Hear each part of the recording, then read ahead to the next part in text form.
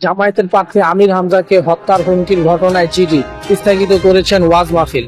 কুষ্টিয়ার ৩ সদর আসনে জামায়াত ইসলামী প্রার্থী আমির হামজার হত্যার হুমকি দেওয়া অভিযোগে থানায় সাধারণ ডায়েরি জিডি করা হয়েছে। গতকাল সোমবার রাত 11টার দিকে কুষ্টিয়া মডেল থানায় গিয়ে জিডি করেন তার শ্যালক আবু বকর।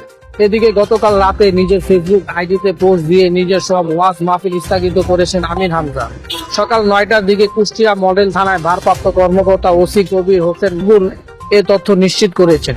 তিনি বলেন, সামাজিক যোগাযোগের মাধ্যমে ফেসবুকে আমির হামজাকে হত্যার হুমকি দেওয়া হয়েছে এমন কয়েকটি লিঙ্ক যুক্ত শ্যালক আবু বকর একটি জিডি করেছেন। জিডির বিষয়টি আজ আদালতে অনুমতি নিয়ে তদন্ত করা হবে। সম্প্রতি আমির হামজা একটি ভিডিও সামাজিক যোগাযোগ মাধ্যমে ছড়িয়ে পড়ে। ভিডিওতে দেখা যায় একটি ওয়াজ মাহফিলে দেওয়া বক্তব্য আমির হামজা সাবেক রাষ্ট্রপতি জিয়াউর রহমান ও সাবেক প্রধানমন্ত্রী খালেদা জিয়ার ছোট ছেলে আরাফাত রহমান কোকোর নাম বিকৃতি করে কথা বলে। এই ঘটনায় কুষ্টিয়া জেলা বিএনপির পক্ষ থেকে নিন্দা ও প্রতিবাদ জানানো হয়েছে। আমির হামজা দাবি করেছেন, আলোচিত বক্তব্যটি 2023 সালের। এটি নিয়ে তিনি ফেসবুকে পোস্ট করা একটি ভিডিও বার্তায় দুঃখ প্রকাশ করেছেন।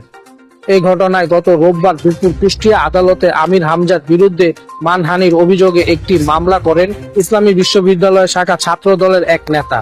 একই তিনি বিকেলে সামাজিক যোগাযোগের মাধ্যমে দেওয়া এক পোস্টে আমির হামজা দাবি করেন তাকে হত্যার হুমকি দেওয়া হয়েছে। হত্যার হুমকি দেওয়ার অভিযোগে গতকাল সোমবার বিকেলে কুষ্টিয়া শহরে বিক্ষোভ মিছিল ও সমাবেশ করেন সদর উপজেলা জামায়াত নেতাকর্মীরা। এই সমাবেশে বক্তব্য দেওয়ার সময় স্ট্রোক করে মারা যান জেলা জামায়াতের আমির আবুল হাসেম। গতকাল বিকেলে খুলনার আদালতে মানহানির অভিযোগে আরেকটি মামলা হয়েছে। ওয়াজ মাহফিল স্থগিত।